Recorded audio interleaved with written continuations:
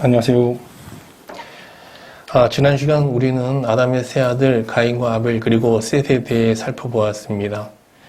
가인이 아벨을 살해함으로 아담의 두 아들 가인과 셋만 이제 자손을 낳으며 가문을 이루게 됩니다. 가인의 후손들은 다양한 문명을 일으켜 부유한 삶을 추구하는 직업 중심의 가문을 세우게 되고요. 셋의 후손들은 하나님의 이름을 부르며 영적으로 부유한 삶을 사는 신앙 중심의 가문을 이제 세우게 됩니다. 가인의 6대손 라멕은 가인의 꿈을 이루어서 다양한 문명을 일으켜 부유한 시대를 열게 되는데요. 그는 세상을 자신들만의 파라다이스로 만들고자 77배의 복수법을 제정합니다. 이 법은 가인의 후손들에게 해를 입힌 자는 누구를 막론하고 77배의 보복을 받게 될 것이라는 강력한 어떤 경고의 메시지인 거죠. 반면 셋의 6대손 에녹은 셋의 꿈을 이루어서 하나님과 동행하며 장차 임할 하나님의 심판을 경고하는 선지자로 세움을 받게 됩니다. 그는 65세의 아들을 갖게 되는데 이때 하나님으로부터 세상에 임할 심판을 계시로 받게 되죠. 이에 그는 하나님의 심판을 경고하기 위해서 아들의 이름을 무드셀라라고 짓습니다. 무드는요 남자라는 뜻이고요, 셀라는 창이라는 뜻이에요. 그러니까 이걸 무드셀라 하면 창을 든 남자가 되죠. 전쟁이 빈번한 고대 사회에서는 마을을 지키기 위해서 창을 든 자를 세웠어요. 이 창을 든 자가 만약에 사라지거나 죽으면 그 마을은 적에게 진멸당하게 되겠죠. 이처럼 에녹은 아들의 이름을 무드셀라라고 지음으로 그가 죽으면 세상에 하나님의 심판이 임하게 될 것임을 경고하였습니다. 실제로 무드셀라는 969세에 세상을 떠났는데 그 해에 홍수 심판이 임했습니다. 유다서는 하나님과 동행하면서 하나님의 심판을 경고한 에녹을 하나님의 선지자로 보고 있습니다. 올바른 해석이라고 생각이 듭니다.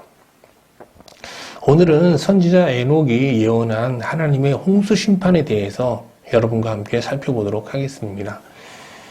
노아 때에 임한 이 홍수 심판 기사는 창세기 6장부터 9장까지 아주 길게 소개되고 있습니다. 우리가 이 홍수 심판 사건을 공부하면서 좀 유념해서 보아야 할 세 키워드가 있어요. 첫 번째 키워드는 용사라는 뜻을 가진 네피림이고요. 두 번째는 노아가 방주를 지은 이 120년이라는 시간이에요. 그리고 세 번째는 홍수 심판 후 하나님과 노아가 맺은 언약이에요. 그러면 지금부터 이 세 키워드를 중심으로 홍수 심판 사건을 살펴보도록 하겠습니다.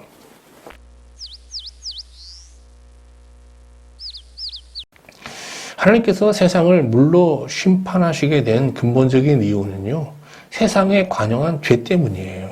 창세기 6장 5절 말씀 보겠습니다. 여호와께서 사람의 죄악이 세상에 가득함과 그의 마음으로 생각하는 모든 계획이 항상 악할 뿐임을 보시고, 여기서 죄를 끊임없이 생산해내는 악한 마음을 가진 사람은 누구를 말하는 것일까요? 가인의 후손을 말하는 것일까요? 셋의 후손을 말하는 것일까요? 아니면 두 자손 모두를 말하는 것일까요? 전후 문맥상 말씀을 잘 보면요, 여기서 사람은 셋의 후손을 지칭한다고 보는 것이 좀 더 타당합니다. 하나님의 이름을 부르며 신앙 중심의 삶을 살던 셋의 후손들은 어떤 계기로 죄를 양산하는 악한 마음을 품게 돼요. 그 과정을 좀 살펴볼까요? 가인의 후손들은 셋의 딸들과 결혼하는 것을 선호하였습니다. 창세기 6장 2절 말씀을 볼게요. 하나님의 아들들이 사람의 딸들의 아름다움을 보고 자기들이 좋아하는 모든 여자를 아내로 삼는지라. 여기서 하나님의 아들들은 가인의 후손들 중 뛰어난 자들을 말하는 거예요. 그리고 사람의 딸은 셋의 후손을 뜻하고요. 유대 전통에서 어떤 분야에서 특출한 이들을 신의 아들들로 부릅니다. 이 시대에도 비슷하죠. 어떤 분야에 특출한 사람들을 현대인들도 무슨 신이라고 부르죠. 마찬가지입니다. 가인의 후손들은 하나님을 떠난 상태에서도 여전히 번성한 삶을 살았고요. 그들 중 특출한 자는 신의 아들들로 추앙을 받았어요. 근데 이렇게 어떤 신의 아들로 추앙받는 가인의 후손들은 셋의 딸들과 결혼하는 것을 선호하였습니다. 그래서 셋의 딸들과 결혼하여 자식을 낳게 되었는데요. 이 자식들은 세상에서 네피림이라는 명성을 얻었습니다. 네피림이 뭡니까? 용사예요. 그래서 좋은 자녀를 얻기 위해서 이 가인의 후손들 중 유력한 자들은 다 셋의 딸들과 이제 결혼하였던 것이죠. 이 과정에서 셋의 후손들은 아벨 혹은 에노스로 표상되는 이 겸비한 심령을 버리고 용사라는 뜻을 가진 네피림의 어떤 교만한 마음을 품으면서 하나님을 섬기게 되는 겁니다. 아벨의 뜻이 뭐예요? 이게 이제 먼지고요. 에노스는 연약한, 병든 이런 뜻이잖아요. 이렇게 겸비한 심령으로 하나님을 섬기던 이 셋의 후손들이 어떤 그 가인의 유력한 그 후손들의 어떤 사랑을 받으면서 그 마음이 높아져서 네피림의 마음으로 변하게 된 거거든요. 네피림의 마음으로 하나님의 이름을 부르는 것을 하나님은 역겨워하시면서 이렇게 말씀하십니다. 창세기 6장 4절 5절입니다. 당시의 땅에는 네피림이 있었고 그 후에는 하나님의 아들들이 사람의 딸들에게로 들어와 자식을 낳았으니 그들은 용사라 고대의 명성이 있는 사람들이었더라. 여호와께서 사람의 죄악이 세상에 가득함과 그의 마음으로 생각하는 모든 계획이 항상 악할 뿐임을 보시고 이 네피림의 마음으로 이게 하는 생각이나 계획은 다 하나님 보시기에 악한 것이 될 수밖에 없는 거예요. 그래서 하나님은 그들에게 두 가지 형벌을 내리십니다. 창세기 6장 3절을 보겠습니다. 여호와께서 이르시되 나의 영이 영원히 사람과 함께하지 아니하리니 그들이 육신이 됨이라. 그러나 그들의 날은 120년이 되리라. 첫 번째 형벌은 더 이상 그들에게 영을 불어넣어 주지 않는 것입니다. 영이라는 게 하나님의 생기거든요. 하나님께서 아담을 흙으로 만드시고 그 안에 생기를 불어넣어 주잖아요. 이게 바로 영이에요. 그동안 셋의 후손들은 먼지라는 뜻을 가진 아벨의 실존으로 또 연약한이라는 뜻을 가진 에노스의 어떤 마음으로 하나님을 겸비하게 섬겼단 말이에요. 그때마다 하나님께서는 그들에게 숨을 불어넣어 주면서 그들과 사랑의 교제를 나누셨어요.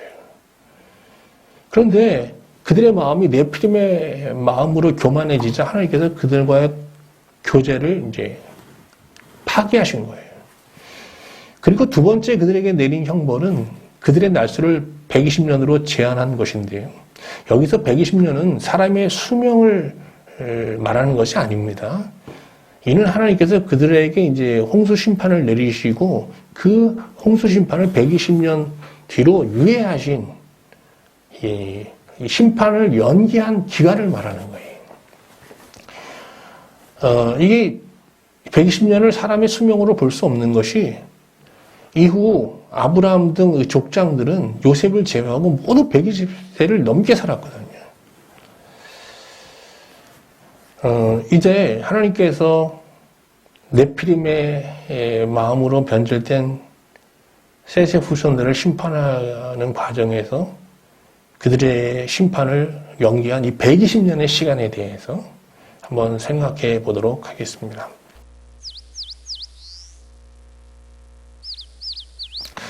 여러분, 이게 유예라는 뜻이 뭡니까? 유예라는 것은 결정된 어떤 일을 결행하는 것을 미루는 시간을 또 미루는 어떤 기간을 말하는 거잖아요. 근데 하나님께서는 사람들에게 이제 심판을 내리시면서 그 심판을 120년간 유예하신 거예요. 하나님의 속성은 공의와 사랑으로 표상되는데요. 공의로우신 하나님은 사람의 죄에 대해 반드시 심판하세요.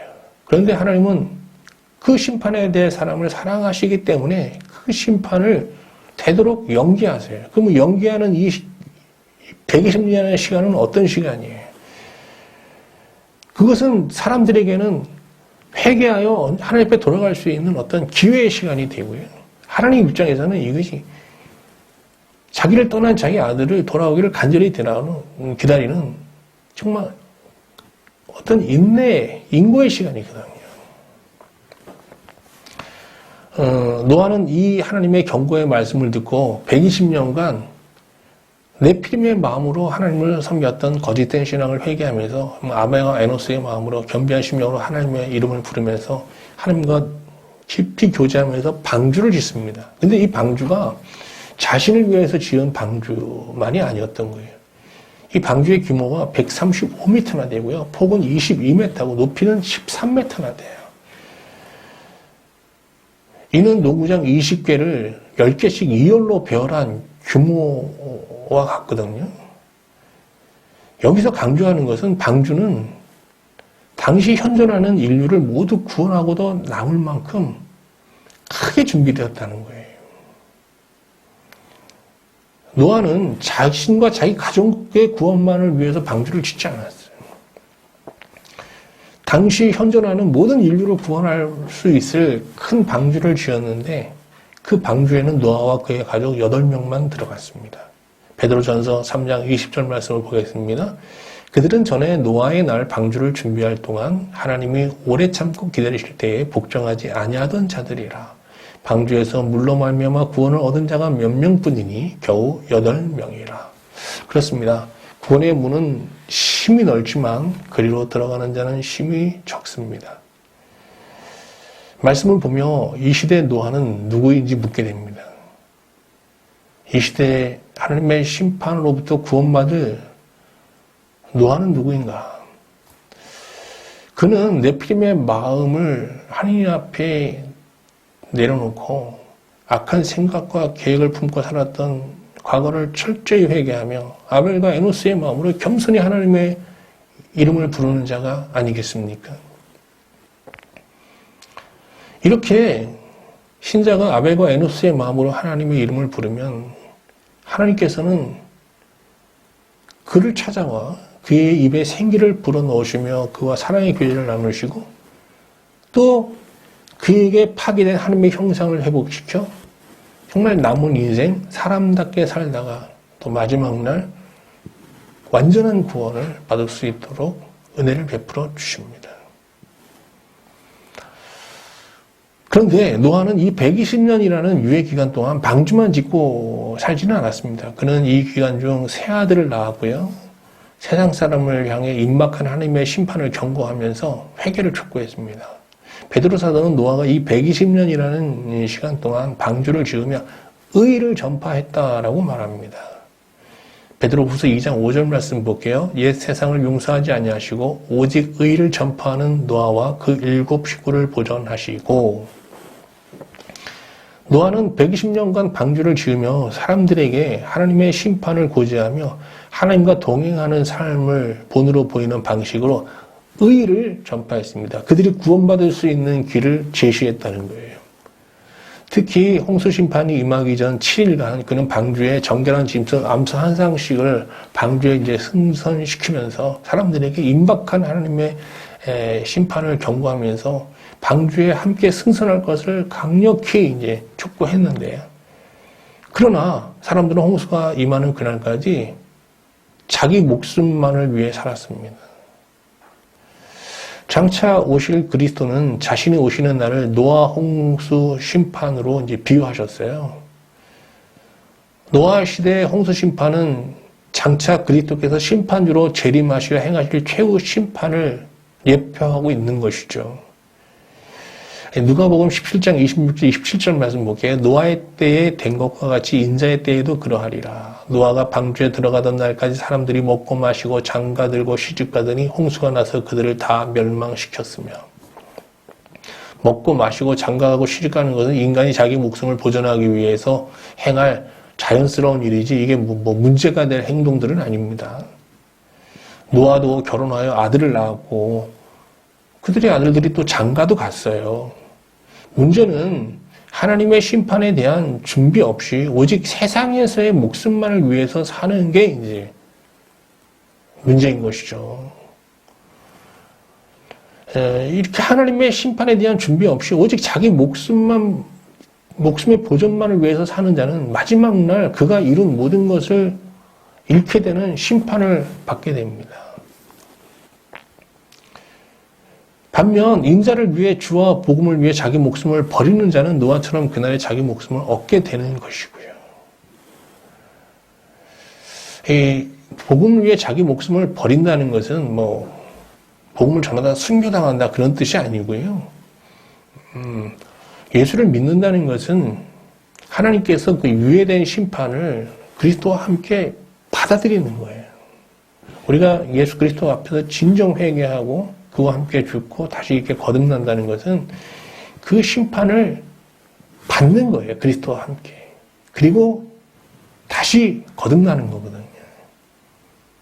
이런 자들은 마지막 날 노아처럼 구원을 받게 되는 것이죠. 어쨌든 노아와 그의 가족이 방주에 들어가자 하나님의 말씀대로 세상에 홍수 심판이 임하게 됩니다. 하늘의 창문이 열리고 궁창 위에 물들이 땅에 쏟아지게 되는데요. 이 비는 40일 동안 밤낮 내립니다. 그래서 높은 산들까지 다 물에 잠기게 되거든요. 이후 세상은 110일간 물에 그대로 잠겨서 그야말로 이제 다 수장되는 거죠. 다 멸망하게 됩니다. 그렇습니다. 하나님의 심판 앞에 세상에 있는 모든 것은 결국 없음이 되고 말 것입니다. 그러나 방주에 탄 노아와 그의 가족은 이 무서운 심판에서 구원을 받았습니다. 601년 1월 1일 노아가 방주의 뚜껑을 제치고 보니 지면에 물이 빠져 있었습니다. 그로부터 2달이 지난 2월 27일 땅은 완전히 말라 있었죠. 그때 하나님이 노아에게 방주에서 나오라고 말씀하십니다. 노아는 방주에 들어간 지 1년 10일, 그러니까 374일 만에 다시 세상에 나오게 됩니다. 그는 방주에서 나와서 폐허가 된, 심판을 받아 폐허가 된 이 세상 한복판에서 하나님께 감사의 제사를 드립니다. 하나님은 노아의 제사를 받으시고 그에게 무지개를 보여주면서 홍수 심판으로 폐허가 된 처참한 자리에서 그와 한 언약을 맺게 됩니다. 이를 흔히 무지개 언약이라고 하는데요. 이제 마지막으로 이 무지개 언약에 대해서 살펴보도록 하겠습니다.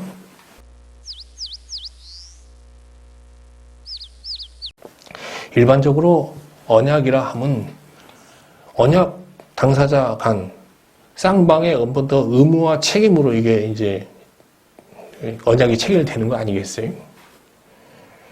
성경에는 여러 언약이 나오잖아요. 먼저는 하나님께서 에덴 동산에서 아담과 맺은 언약이 나오는데 여기서도 보면 이게 이제 아담에게 어떤 책무가 주어져요. 동산 중앙에 있는 선악을 알게 하는 과식을 먹지 말라. 이를 먹으면 정령 죽는다. 그래서 이 말씀을 이제 지켜야 되는 것이죠. 또 아브라함과 맺은 언약도 마찬가지고요. 또 시내산에서 하나님은 이스라엘과 언약을 맺게 되는데 이게 다 쌍방의 언약으로 이제 체결이 됩니다. 이 언약에서 하나님은 그들을 무한한 사랑으로 돌봐주실 것을 약속하시고 또 언약 당사자인 이스라엘에게는 이제 순종의 조건을 이제 제시하시고 그렇게 됩니다. 그런데 하나님께서 노아와 맺은 언약을 보면요, 하나님께서 노아에게 아무것도 요구하지 않으세요. 일방적으로 그냥 이 언약을 체결하십니다. 이 언약에서 하나님은 노아에게 다시는 모든 생물을 홍수로 멸하지 않겠다고 약속하시면서 그 증거로 무지개를 보여주십니다. 그리고 이 무지개를 보면서 내가 이 언약을 기억하겠다라고 하시거든요. 그래서 이게 일방적으로 그냥 언약이 체결된 겁니다. 창세기 9장 11절, 13절 말씀을 한번 볼게요. 내가 너희와 언약을 세우리니 다시는 모든 생물을 홍수로 멸하지 아니할 것이라. 땅을 멸할 홍수가 다시 있지 아니하리라. 중간에 생략하겠습니다. 그리고 내가 내 무지개를 구름 속에 두었나니 이것이 나와 세상 사이의 언약의 증거니라. 여기서 무지개는요, 히브리어로 캐셋이라고 하는데요. 본래 뜻은 활이에요, 활. 이 활하고 무지개하고 비슷하죠? 모양이. 구약에서 근데 이 활은 전쟁, 즉 하나님의 심판을 상징하는 거예요. 그러니까 하나님은 노아와 언약을 맺은 후 이 심판의 활을 옆에 세워 두시고 이 무지개 언약에 근거하여 이 심판을 최대한 미루시겠다라고 약속하신 거예요. 심판을 안 하시겠다는 게 아니라 사실은 이 심판을 최대한 미루시면서 사람들이 돌아올 기회를 제공하겠다라는 겁니다. 노아 시대 이후 모든 인류는요,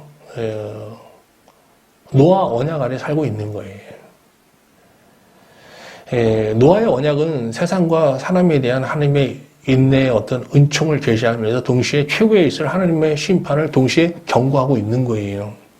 그러므로 노아의 언약 아래 사는 자는 하나님의 은총에 감사하면서 동시에 하나님의 최후 심판을 두려워하며 살 수밖에 없는 것이죠. 그런데 하나님께서는 두려움 가운데 사는 자기 백성을 구원하시기 위해서 자기 아들을 세상에 보내신 것입니다. 하나님은 사람을 사랑하셔서 그들의 죄를 사하시기 위해서 자기 아들 독생자를 십자가에 내주셨어요. 예수 그리스도를 믿음으로 그와 연합한 신자는 그와 함께 유보된 최후 심판을 받고 죽게 됩니다. 그리고 그의 부활에 연합하여 다시 새 사람으로 거듭나게 되죠. 요한복음 3장 18절 말씀을 한번 볼게요. 그를 믿는 자는 심판을 받지 아니하는 것이요 믿지 아니하는 자는 하나님의 독생자의 이름을 믿지 아니함으로 이미 심판을 받은 것이니라. 하나님께서는 심판받아 마땅한 사람이 예수 그리스도를 믿을 때 유보하셨던 그에 대한 심판을 집행하십니다. 그러므로 예수 그리스도를 믿는 신자가 겪는 이 하나님의 심판은 자신의 죄와 허물을 하나님 앞에서 참회하며 자기 옛 본성을 그리스도와 함께 십자가에 못 박는 회개의 이 과정인 거예요. 이때 신자는 예수께서 죽은 자 가운데서 부활하심과 같이 새 존재로 거듭나는 은혜를 입고 하나님과 친밀한 교제를 나누게 되는데 이것이 바로 영생의 구원인 것입니다. 그런데 이게 영생의 구원을 얻은 신자는 이 구원에 만족하고 사는 게 아니라 노아처럼 이 세상에 의를 전파하는 삶을 살게 돼요. 그래서 하나님의 심판을 망각하는 자들에게는 하나님의 심판을 경고하고요. 또 하나님의 심판 앞에 두려워 떠는 자들에게는 복음을 전하면서 그들이 하나님의 심판으로부터 구원받을 수 있는 길을 이제 전파하며 이제 살아가게 됩니다. 그렇습니다. 기독교는 타락하여 신음하는 세상을 외면하고 산으로 올라가는 그런 종교가 아닙니다. 세상을 외면하고 세상을 도피하는 그런 종교가 아니고요. 오히려 기독교는 하나님을 떠나 타락하여 신음하는 세상 한복판에 들어가서 하나님과 동행하는 삶을 보여주면서 하나님의 임박한 심판을 경고하며 그들을 구원하기 위해 적극적으로 복음을 전파하는 어떤 세상 속의 종교인 것입니다.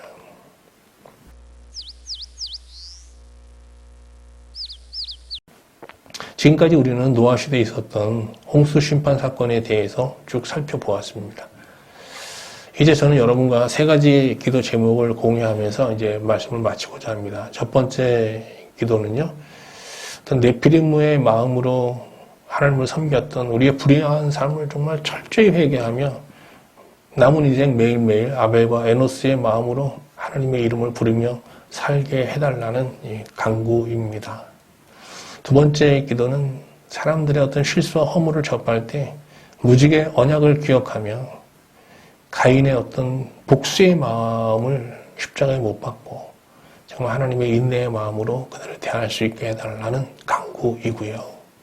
세 번째 기도는 타락하여 신음하고 있는 이 세상을 우리가 외면하지 않고 노아 방주를 지었듯이 정말 적극적으로 이 복음을 전하며 살 수 있게 해달라는 간구입니다.